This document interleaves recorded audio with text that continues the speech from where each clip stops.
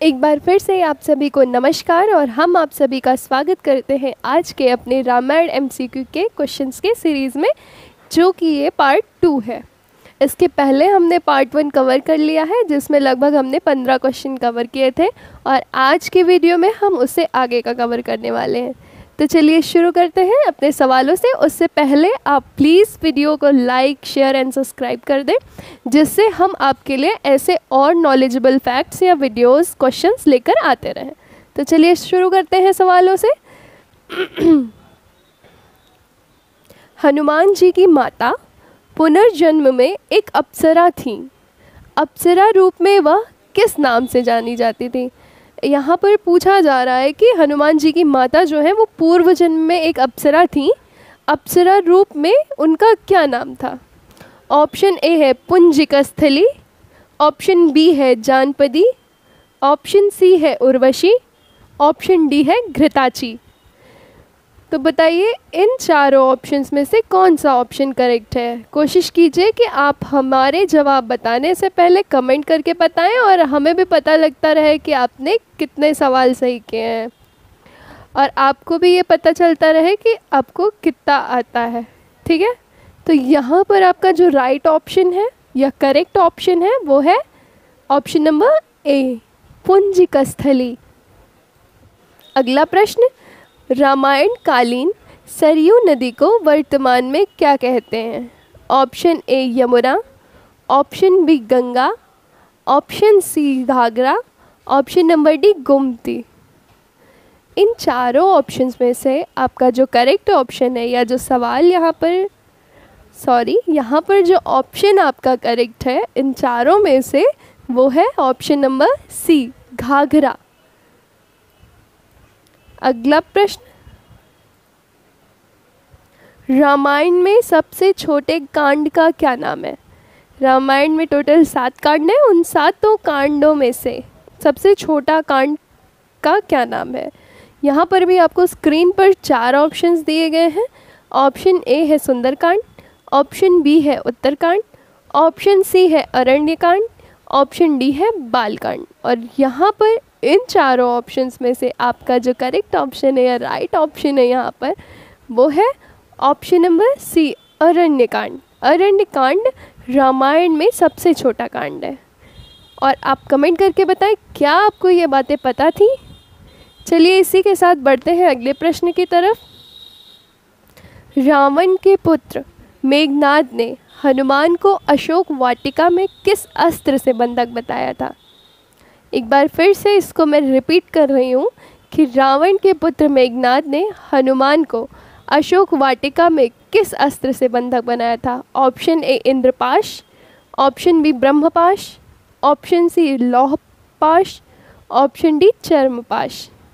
और इन चारों ऑप्शंस में से करेक्ट ऑप्शन को आप कमेंट करके बताएं। और यहाँ पर आपका जो करेक्ट ऑप्शन है वो है option number B, Brahmapash.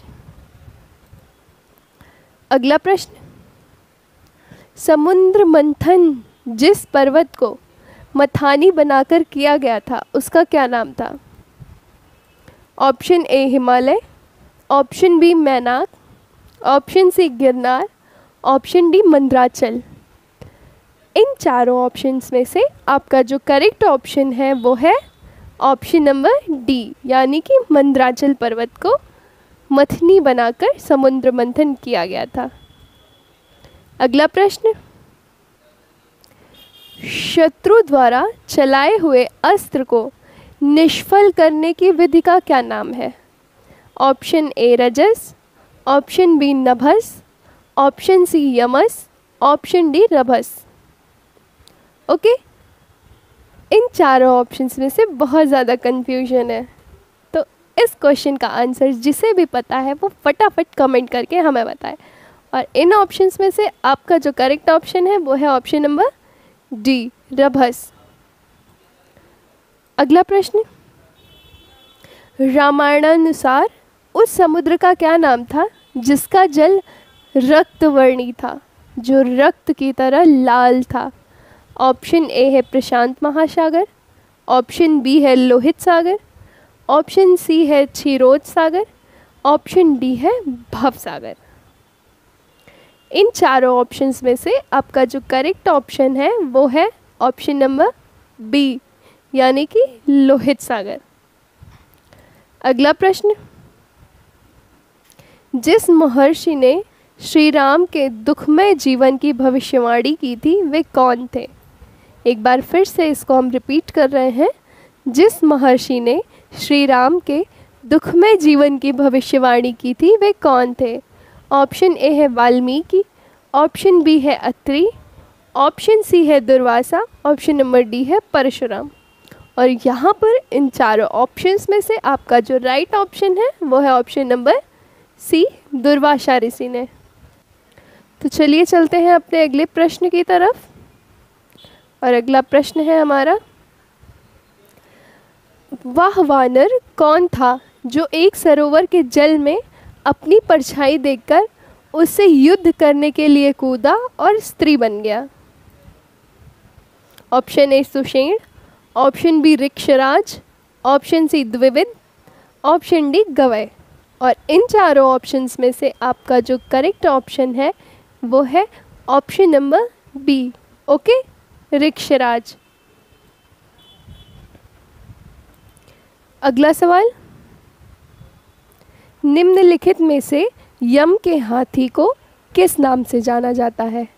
Option A Airavat, option B Virupaksha, option C Ashwatthama, option number D Mahapadma. और इन चारों ऑप्शंस में से आपका जो करेक्ट ऑप्शन है वो है ऑप्शन नंबर डी, महापद्म। अगला प्रश्न, मातली नाम से किस देवता के सारथी को जाना जाता है?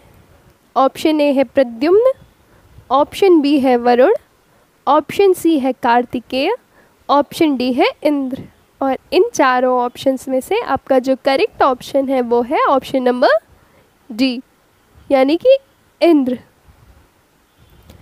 अगले प्रश्न पर चलते हैं अब हम। निम्नलिखित में से कलह प्रिय किसे कहा जाता है? Option A Ganesh, option B Narad, option C Shakuni, option number D Shri Krishna. और इन चारों ऑप्शंस में से जो आपका करेक्ट ऑप्शन है वो है ऑप्शन नंबर बी, नारद।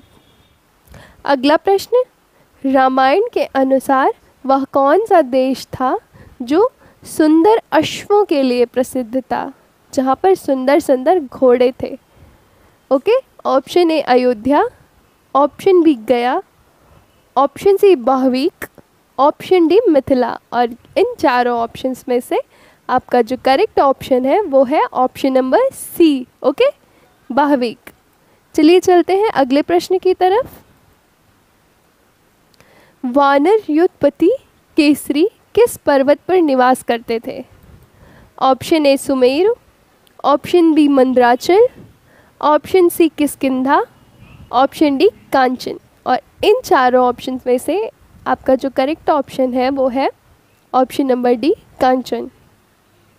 चलिए चलते हैं अगले प्रश्न की तरफ। दुदुम्भी नामक दैत्य का वध किसने किया था? ऑप्शन ए लक्ष्मण जी ने, ऑप्शन बी बाली, ऑप्शन सी अंगद और option number D Hanuman ji ने। और इन चारों ऑप्शंस में से आपका जो करेक्ट ऑप्शन है वो है ऑप्शन नंबर बी, बाली ने।